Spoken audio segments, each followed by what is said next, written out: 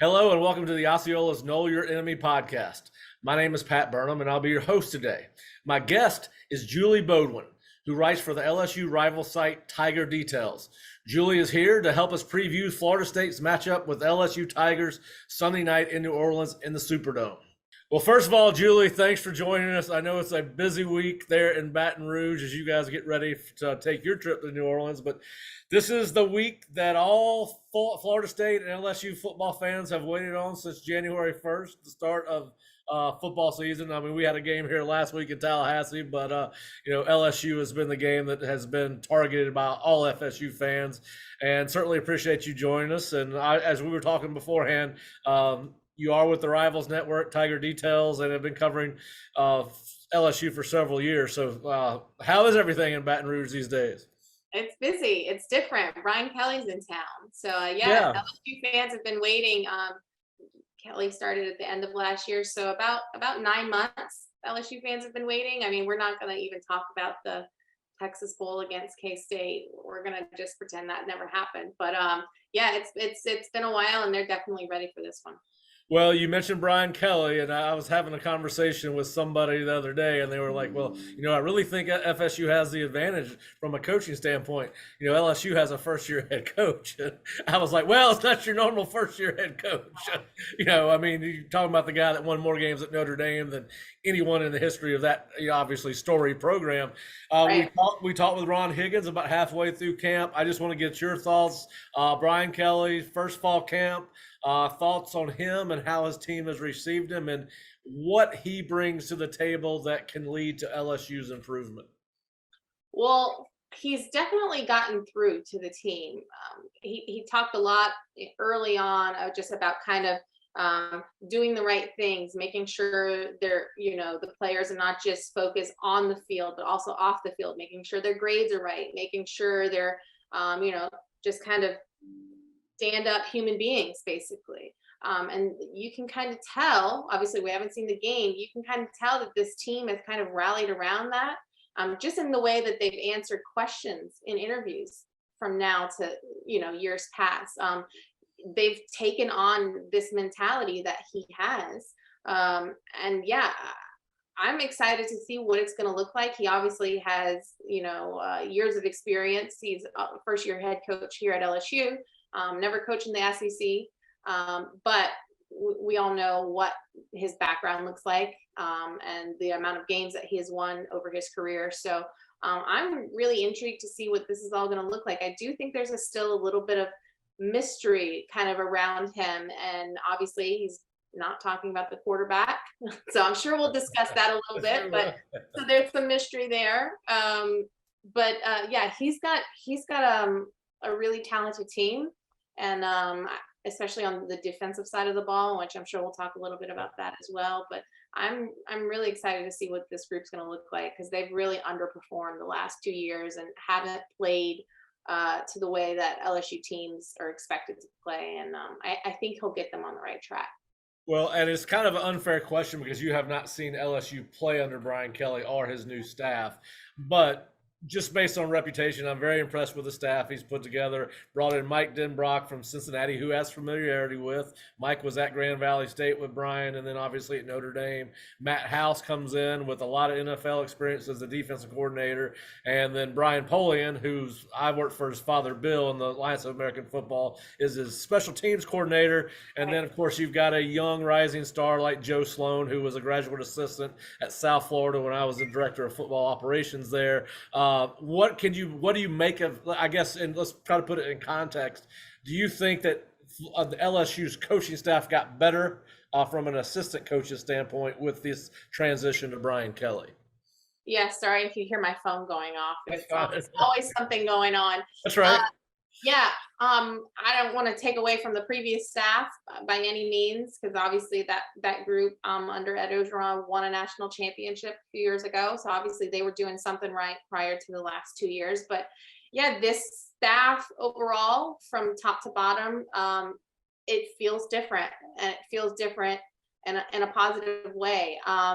You mentioned Denbrock, you mentioned Polian, Joe Sloan, who was not unknown, but some LSU fans were like, well, why bring in this quarterback coach?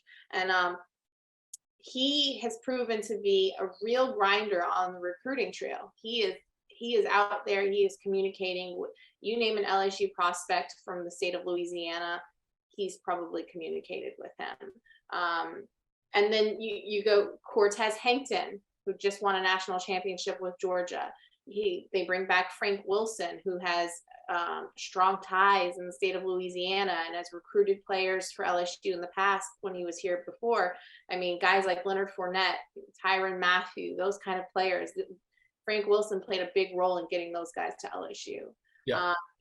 Keeping Brad Davis, who is an incredible offensive line coach. So yeah, the staff from top to bottom, it does feel like a bit of an upgrade. And even the recruiting and the personnel staff and the way they go about business on the recruiting trail. I mean, it's just nonstop. And I don't know, from the moment that Kelly took over till now, it's just been nonstop. There were so many things for him and the staff he did keep, or the early staff that he brought in, to kind of turn the program around from the amount of guys that they lost to the amount of transfers they brought in, to hiring a full staff, building those relationships with those recruits, until now getting the team ready. I don't know how they sleep. I don't think they sleep, but yes, it feels like a football season. Right. It feels like an upgrade from every aspect of it. Yeah, and listen, you mentioned Joe and Frank, obviously, and Joe had been the recruiting coordinator at Louisiana Tech for Skip Holtz before he took over as offensive coordinator, and then gave up those responsibilities. But obviously, a guy that's well versed in there in the state of Louisiana. Now, of course, what everybody wants to hear us talk about is the guys that are going to be on the field, right? So you mentioned that, and I watched Brian Kelly's press conference on Monday. It seems like there's going to be, the drama and the suspense of who the starting quarterback's going to be, just based off experience. I'm projecting Jaden Daniels. I'm pretty sure you guys are too. But it does sound like Nussmeier is going to play some meaningful reps in this game, and that, opposing defenses, in this case FSU's, are going to try to prepare for both. But what do you like? What did you see out of both these kids in camp? Yeah, he's playing the little bit of intrigue, kind of like I said. The feeling around Baton Rouge, though, is that Jaden Daniels will start. And Brian Kelly, he's a veteran coach. He feels like if he can get a little bit of a step up on Florida State by not announcing that, that's what he's doing. So it feels like it'll be Jaden Daniels. But they're very similar quarterbacks in what they can do. Jaden is a little bit faster than Nussmeier, but not by much. Nussmeier is very accurate with the ball. He doesn't like being called a gunslinger, because he feels like it's kind of like a negative risk taker type of thing. Yeah. And but he has a little bit of that moxie to him. And LSU has the receivers. I mean, this wide receiver room that they have is one of the best in the country, maybe the best in the country. They are literally at least 6 deep, where I feel like there's 6 guys in that room right now that could be in the NFL. And Nussmeier feels the same. Like, he's not afraid to put the ball up and give those guys a chance to go and get it. I don't know how different the play calling would be with either guy, because they're so similar. Obviously, Jaden Daniels has much more experience starting, and whereas Nussmeier doesn't. So could be going with experience here, because they both had a good camp. Will we see if Jaden Daniels is QB1? Will we see Nussmeier in this game? I don't know yet, just because we don't. I mean, Brian Kelly has used 2 quarterbacks before, so. Yep. It wouldn't surprise me, but in what way, I don't know yet. Just part of the mystery that I mentioned of, we don't really know what some things are going to look like. Could they have specific packages, or maybe they're specific deep ball threats? Sure, but I don't want to say for sure that we're going to see Nussmeier play if it's Daniels, but that's kind of the feeling that it'll be Jaden Daniels that you guys are Yeah. looking at. Yeah, I agree with you. The experience that he has, obviously, going into this game, maybe a little less. I mean, at some point, Nussmeier's played in 4 games and actually played quite extensively against Arkansas last year. But obviously, I agree with you. I think it's going to be Daniels. I would not be surprised to see both of them based on the reports that you and Ron Right. have talked with us about. Now, you did mention the receiving core, and as I was doing my research, obviously a deep group, so deep that the leading receiver from last year, Jack Beck, who had 43 catches as a true freshman, really gets talked about like third or fourth down that list because you got Kayson Boutte and then Malik Neighbors, who are projected to be starters at least at 2 of the 3 wide receiver positions if they don't go with 2 tights or something like that. Obviously, everybody knows that Brian and Mike like to run the ball, like to run the ball down your throat is what they like to do. Yeah. But just tell us a little bit about that receiving core. Everybody's aware of Boutte, who had 83 catches for over 1,200 yards in his first 16 games. But talk to us about Neighbors and Beck and some of the others. Yeah, Brian Kelly and Mike Denbrock, they like running the ball, but they're gonna have to throw this with this receiving core. Like I said, it's one of the best in the country, if not the best. Obviously, you mentioned Kayshon Boutte. Everybody knows who he is. This will likely be his last year at LSU. He's projected very high already in the NFL draft, kind of, the early mock drafts and that sort of stuff. Malik Neighbors, we are expecting a monster breakout season from him. He's a sophomore. He's part of last year. There was a group, it's 4 of them, just very talented incoming freshman group last year that LSU had. Neighbors got some experience, but this year we really think that because Kayshon is going to be getting, doubled probably in every game, Malik is going to get some really good matchups and some really nice opportunities. And I've known him for a while. I covered him in high school, covered his recruitment, saw him in 7-on-7. I haven't seen him drop many passes. If it's in his radius, it can be high, it could be low. He's just got kind of that ability to make those kind of grabs. And then I don't want to compare him to Jamar Chase by any means, but he's got a little bit of that Jamar Chase in him where when he catches the ball, he's just able to make those type of plays and break away and gain an extra 10, 20 yards, or maybe he's streaking down the sideline. Jeray Jenkins is the senior of the group. I call him Mr. Reliable. He's just always open, or there's always, if a play's breaking down, it just always feels like if it breaks down, he's going to find a way to get the ball. So those are the 3 that I'm expecting to be the first group out. Okay. Jack Besh, as you mentioned, he's another one. He came in last year with Malik Neighbors. They're both from the Lafayette area, by the way, of Louisiana. He's another one that doesn't drop many passes, and yeah, he's running. They'll obviously rotate, and he's coming back from shin splints. So he saw a lot of time with the 2s during fall camp, but he's healthy now, and I expect him to get in that mix. And that's 4 right there. But we also have Kyron Lacey, who was a transfer from Louisiana Lafayette. He's going to get some time. Ryan Thomas Jr., who's one of those sophomores, came in last year with Malik and Jack, and he's just a kind of a special talent. He's like 6'4". He's got an incredible catch radius as well. You throw it up, he's probably going to bring it down, kind of thing. So that's the 6 guys. Right off the top of my head, that those are all NFL type of players. They have that kind of potential. Those are the ones that I expect to be in the mix early on.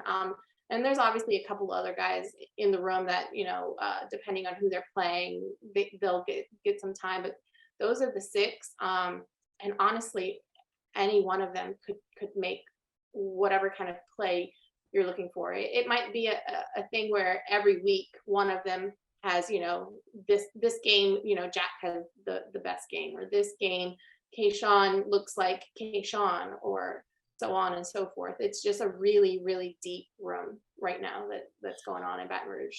Well, surprisingly, where you guys are not deep to start the year anyway is at running back, where Noah Kane is transferred in from Penn State. He was expected to compete with John Emery Jr. for the starting job. Emery has been suspended for the first 2 games, so he will not be joining you guys until you get into conference play, I think, against Mississippi State. And you got to walk on Josh Williams, who has played in 23 games at LSU. How does that impact what Brian Kelly's going to be able to do? And is there anyone else that may factor into this game on Sunday night from the running back position? Yeah, I expect to see a lot of Noah Kane, a lot of Armani Goodwin. Those are the two that we've seen a lot of running. I mean, and even you said Josh Williams. Those three are the ones that I anticipate will get the most snaps. I don't know how this is going to be split though, because obviously we know Kelly and Denbrock's history and how much they like running the ball. But in this case, when you go back to the quarterbacks that you have and the receivers that you have, I don't think they're going to run the ball 60, 70% of the Right. time. I just don't, so I don't know what that percentage is going to look like. I anticipate Noah Kane getting most of the early snaps. He's looked good in camp. He looks healthy, and Denbrock talked about him coming in and kind of just fitting in right away, and that the scheme that they're using kind of suits his skill sets best. We're going to see him catching the balls out of the backfield. So I would look for those three, yeah. And once Emery gets back in week 3, I'm sure there'll be some sort of like splitting reps going on there. Once he returns from suspension, that 2-game suspension. Yeah, well, I mean, you hate to see anybody miss time, but it certainly, I think Florida State kind of catches a break there because he has kind of got a proven track record. He's played a lot of football in his time at LSU. Now, moving on to the offensive line, and I know there's exceptions to every rule, but the first thing that stands out to anybody that's going to listen to this podcast or read our written version of our scouting report on LSU will read that true freshman Will Campbell is going to start at left tackle. Yeah. Is he that good, or is that a state of that room, more of a state of that room? Will is that good, but the room was in shambles the last year or two. So, but Will is every bit as good as advertised. He doesn't look, when you see him, he doesn't look like a true freshman. He's very aggressive. He hates losing, and he works extremely, extremely hard. And it's going to be interesting to see a true freshman going up against, once we get into like the meat of the schedule, against some of those SEC defensive linemen, Alabama, Auburn, Texas A&M. Once we get into that, that's going to be really interesting to see. But yeah, Will is a special talent. I don't think LSU is going to get more than 3 years out of him. Right. He stays healthy and he does the things that he should be doing. There's no doubt in my mind that he's a first-round talent. Now, when we spoke with Ron Higgins, who's one of your co-workers there at Tiger Yeah. Details, he said he thought Will was the best offensive lineman on LSU's roster. How do you feel about the other group or the rest of the group that consists of Cam Wire, who's got 10 starts in 22 career games, and then Brian Kelly was very positive about Garrett Dillinger at center, who has played guard and tackle. This will be his first ever start at center. But how do you feel about that front five on offensive line for LSU as a whole? I feel better about it now than I did in the spring. The 5 that I'm anticipating, obviously Campbell, we just talked about. It'll probably be Miles Frazier, who's a transfer, Garrett Dellinger at center, Anthony Bradford, and then also Cam Wire. What's interesting is that all 5 of these guys played tackle in high school. It's a very athletic group. And when you see Dellinger, it's just, when you first see him at center, he doesn't look the part of a center. But it's a very athletic group. A lot of those guys can move around if they need to. And there's a couple others, Tremont Shorts, who's a transfer. He'll probably get some rotating in. There's another freshman, Emory Jones. Not a lot, we haven't really talked about him. I think that by the end of this year, he'll work his way into that starting rotation. He's that good. Yes, I watched him on tape as a high school player because So you know, FSU was involved with him for a little while, and right? he was, yeah, he's another guy that you're like, all right, plays early, might be there 3 years. Yeah, exactly. So yeah, Will has he's got something special going on, and but I also think Anthony Bradford might be their most complete offensive lineman right now, just from experience and just from talking to a few sources around the team that they feel like he has some yeah, special traits to him where he could go early, in one of the first rounds of the draft.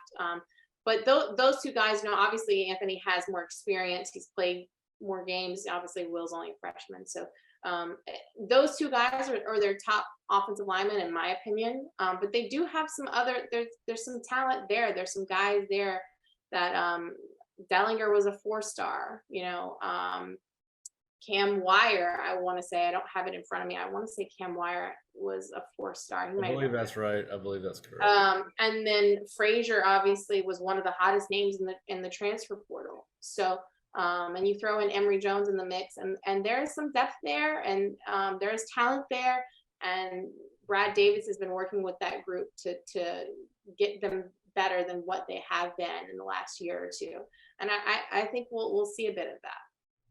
Yeah, just quickly on the tight ends, it looks like you got a mix of blockers and pass catchers. Are all big, tall, long guys. Cole Taylor, Jack Mashburn, and Mason Taylor, a true freshman who apparently has had a really impressive camp.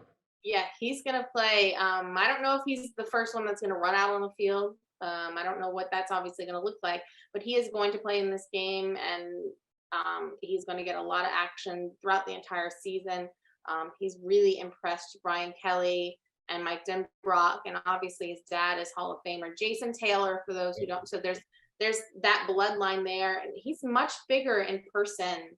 I had never met him. I mean, I obviously talked to him during the recruiting process, but he's coming from South Florida. I've never met him in person. So when we first saw him, and he's much bigger than you realize, and he doesn't look the part of a freshman. Yeah, so he was on FSU's campus last year on an unofficial visit, and he's definitely a different looking dude. Yeah. So I think that might be another one. Like we just mentioned Emory Jones, that I said by the end of this year, maybe middle of this year, Mason's one of those guys that I think he might have that starting tight end spot locked up. Yeah, and we've got some young kids here that I think are gonna probably push for playing time as the season gets deeper and they get a little bit more experience under their belt. All right, so I watched something today where Brian Kelly was announcing the captains for this football team, and they're mostly on defense. That is obviously the strength of this team is expected to be the front seven on its defense, and they have defensive end BJ Ojulari, defensive tackle Mason Smith, who was probably the top-rated defensive tackle in the nation the year he came out of high school, and was one of the, I believe, top 10 recruits regardless of position. Jacqueline Roy, another tackle, and then defensive end Allie Gay. They combined for 43.5 tackles for a loss and 23 sacks last year. How good is this group, and are they better this year than they were last year? Yes. Because they're all healthy going in. Allie Gay was not 100% last year. Mason Smith got a little banged up midway through the year last year. Right now they're healthy. That's another thing too. LSU as a team overall, I'm knocking on wood, they are as healthy as I can remember in quite some time. There was not a whole lot of training camp injuries going on. And for anybody that followed LSU last year knows that I can't even tell you the amount of injuries that happened in training camp last year. So yes, this defensive line, again, similar to the wide receiver room, I would say it's up there as one of the best in the country. It's obviously hard to say exactly who's the best, but Mason Smith, I followed him extensively during his recruitment process. We're both from the same town, and we filmed a documentary. Tiger Details did. We filmed a documentary on him. So I attended pretty much all of his senior year games. So he was at one point in time the number one ranked player for Rivals in the country overall. Yeah. And he is every bit as advertised. I think he had five sacks last year, 4 or 5 sacks, and then he got injured. So as a freshman, BJ Ojulari is just a special talent off the edge, and he could be a first rounder. Ali Gay, like I said, he was injured, and he's fully back, fully healthy. He didn't. Brian Kelly just said this yesterday. He didn't miss a single practice. He was, throughout fall camp. So, and then Jaquelin Roy, who, when you put him next to Mason Smith in the middle, and you have those two guys on the end, I really don't know. I really don't know what the offensive, game plan will look like as far as stopping these guys, because that's just 4 of them. We haven't really talked about depth. Well, that was going to be my next question. What FSU fans want to hear, based off what you've just said, is that LSU is not deep up front. No, that's not the case. Don't get me wrong. Those 4 are elite special talents for sure. But there's guys behind them.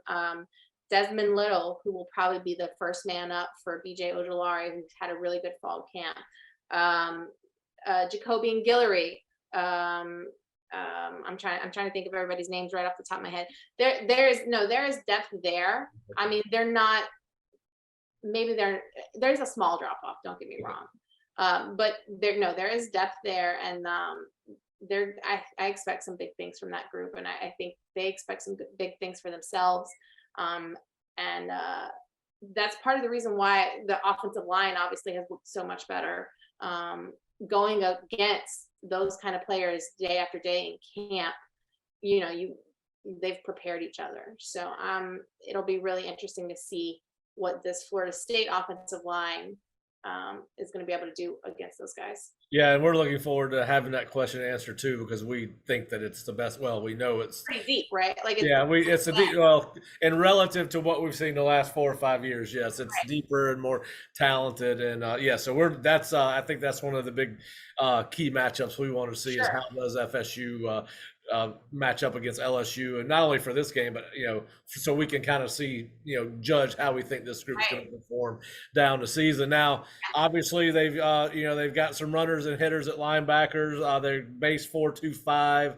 Listen, we're not in the old days where the same 11 guys play on each side of the ball and nobody ever comes out. But I do think it's telling that your leading returning tackler from a year ago is not even in the starting line. Now, he's Micah Baskerville is probably going to play a lot of football, obviously. Yeah. But Mike Jones and Greg Penn Jr. Greg Penn III are projected to be the starting linebackers. Just tell us a little bit about that group. Obviously, Mike Jones was named a captain today or yesterday, whenever they did this, and he's a transfer from Clemson, so Florida State fans do have some familiarity with him. But just tell us a little bit about that group and behind the defensive line. Yeah, that group's kind of been pretty locked in since spring. Throughout spring and even into fall camp, the starting linebackers we always saw were those 2, Mike Jones Jr. and Greg Penn. And Micah Baskerville, like you said, is going to play. He's very intelligent. But he had to get his grades right in the spring, and he kind of fell behind. We'll see Wes Weeks come in. He's probably another one that'll be the next group of guys that'll come in and rotate in. They signed the 5-star linebacker Harold Perkins, who's just, you can see why the couple times that we were able to watch practice, you see him just like flash across the screen. He's super athletic, very fast. He's a freshman, but he's going to play eventually. There's going to be a rotation. Linebackers kind of, I don't want to say it's as talented as what we talked about as far as D-line and wide receiver goes, but the linebacker group, there's probably 6 of them that could probably play throughout the year. Colby Fields, who transferred in from South Carolina. I mentioned Wes Weeks, obviously Baskerville, Harold Perkins, and then obviously the 2 starters. So there's some versatility there. They all bring a little something different. Yeah, it's going to be interesting to see how that rotation looks. They kind of specialize in different things. Greg Penn is much more of like just just a big. Like you don't want to get hit by him. Whereas Mike Jones is, he came from Clemson and he was kind of more like a cover guy. So he'll drop back into coverage. So I guess it just depends on the plays being called, the team they're going up against, who they feel like maybe has better matchups in those situations. But the linebackers are by no means are they're not slouches by any means. So Well, you'll see a bit of quite a bit of them probably in this game. Well, you mentioned coverage, and that seems to be where the questions lie on the LSU defense. If there's any questions, they return 2 safeties that have been with the program, but just about everyone else that's projected to start or on the 2 deep has been brought in. I mean, it's like a world tour when you start looking at the secondary, particularly at corner. But talk to us a little bit about the secondary. Obviously, Jay Ward and Major Burns are the 2 starting safeties and have been with the LSU program. But all the other guys look like they're transferred in from, we've seen all over the place. McNeese, Ohio State, Oklahoma State. I mean, tell us a little bit about those guys. Yeah, safety's pretty locked in, like you said, with Jay Ward and Major Burns, who's finally healthy. He's added weight. He's had a great fall camp. But corner is a bit of a question mark. Yes. Brian Kelly and Matt House both said that they feel better about the position. They feel like there's some depth there. There's 2 freshmen that had good camps. I don't anticipate seeing them play, against Florida State. But there was I have the roster pulled up here in front of me. There's 7 Banks. There's who came from Ohio State, Mekhi Garner, who's from UL Lafayette, Jarek Bernard Converse, who you mentioned, Oklahoma State. Let's see, and I'm forgetting one.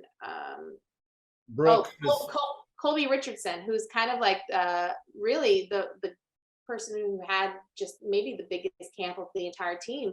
I mean, he's a transfer from McNeese State. Yep. And I expect him to start on Sunday. So there's going to be a rotation between Colby Richardson and Mekhi Garner, 7 Banks, and Bernard Converse. Okay. Those are probably your 4. Which ones we see trot out first? I don't know if that really matters, just because I expect all 4 of them to get some time. But yeah, Colby Richardson was just a really big camp story. Here's a guy who's from New Orleans, played at McNeese State, and kind of followed Frank Wilson here and just blew the coaches away. And I expect him to, like I said, get a lot of snaps in this game, and he'll probably be one of the starters to trot out there first.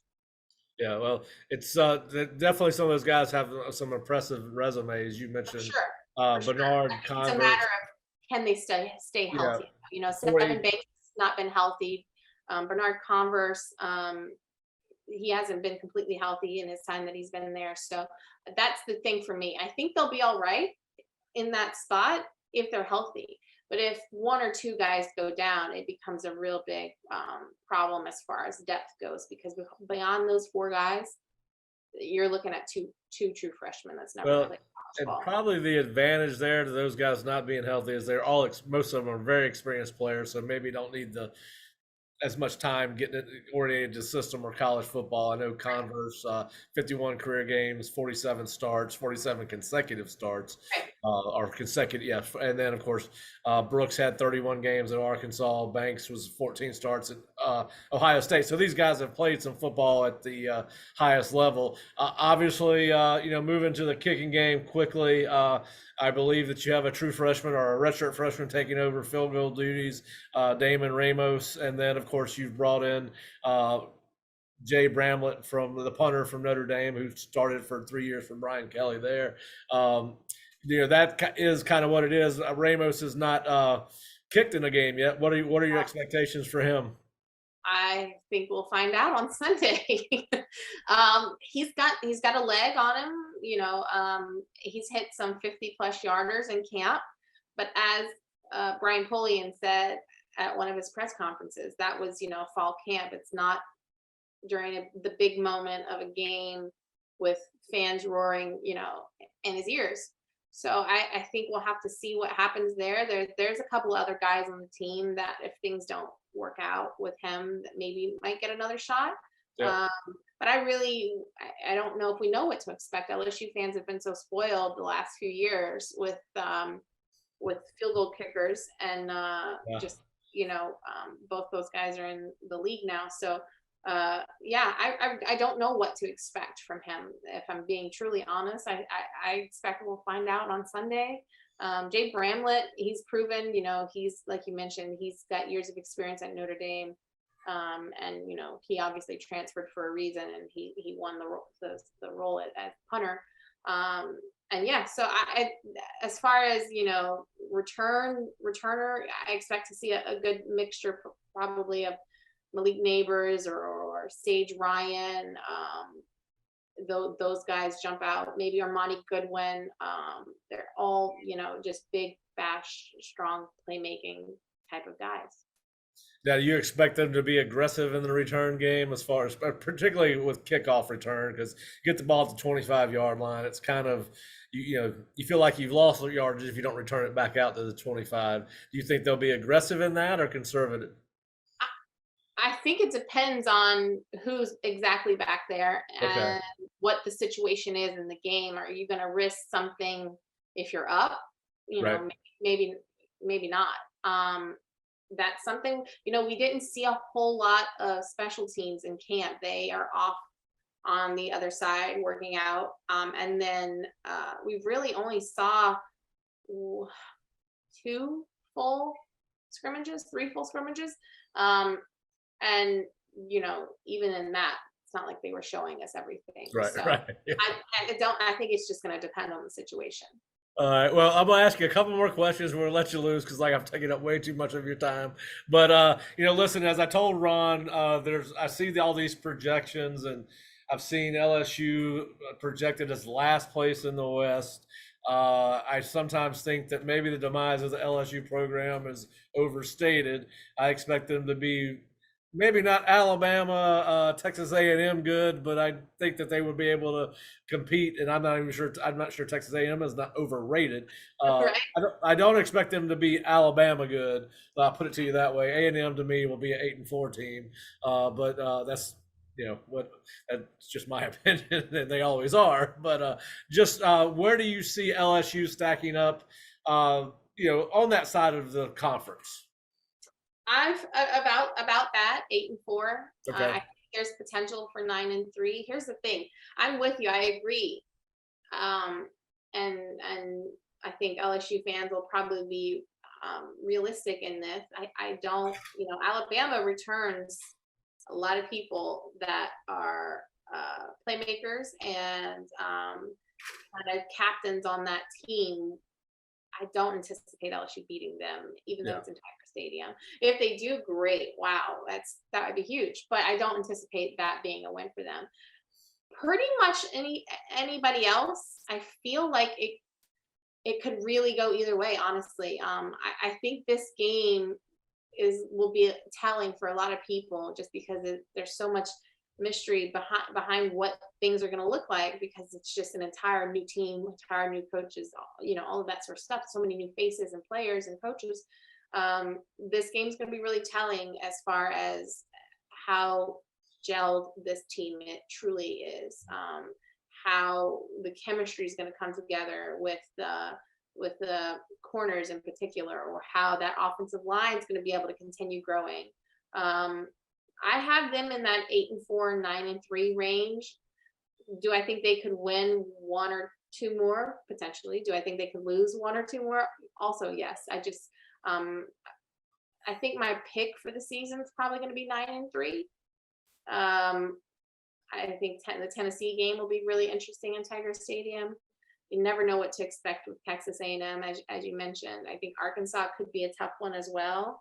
And then Ole Miss, I think they'll beat Ole Miss, but I think that one could be close. Yeah, I wonder if your old quarterback is regretting transferring now. I don't know about that. Yeah, there would have been just as much competition in Baton Rouge for him this fall as there was over at All A&M. right. Well, you put me on the spot, a little written article you had me do yesterday, and I had to come up with a score prediction for Sunday night. It sounds like if you got LSU at 8-4, 9-3, you've definitely got them winning the Florida State game. But what is your prediction for Sunday night in the Superdome? My goodness. I don't think it'll be close. I think they at least win by 10. I'm probably going somewhere in the 28, 17, maybe. Okay. 20, something like that. All right. And because I feel like, and obviously feel free to say what you predicted if you won or not. I feel like if LSU's defense, I think you had Florida State at like 29, winning 29 something. 27, yeah. If LSU's defense allows Florida State to score 27, 29, whatever it was, I think they're in for a world of trouble.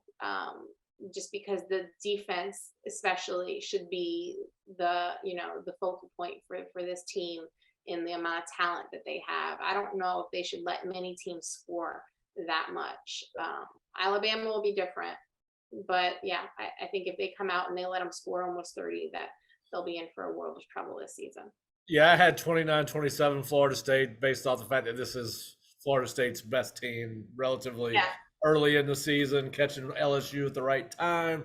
LSU has struggled in the secondary over the last several years. Can they get that worked out, especially with all the transfers coming into the program in the backfield? And Florida State has gotten better at wide receiver through the portal, and I'm sure that LSU is hoping for the same thing, and that may be what you have seen. Now, obviously, you've spent some time in New Orleans. Well, I think what Florida State fans would like to know last is hot spots, restaurants, things they should take in while they're in New Orleans this weekend. Oh my goodness. Let me think. Gosh, so many good places. I like a place called Katie's. I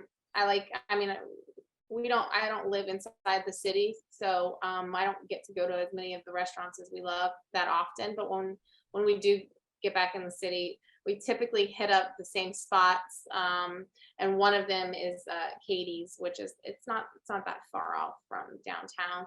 There's also there should be a lot of people in town this weekend. There's a Decadence Fest going on, and I expect LSU crowds. Obviously, in Florida State, those fans travel well.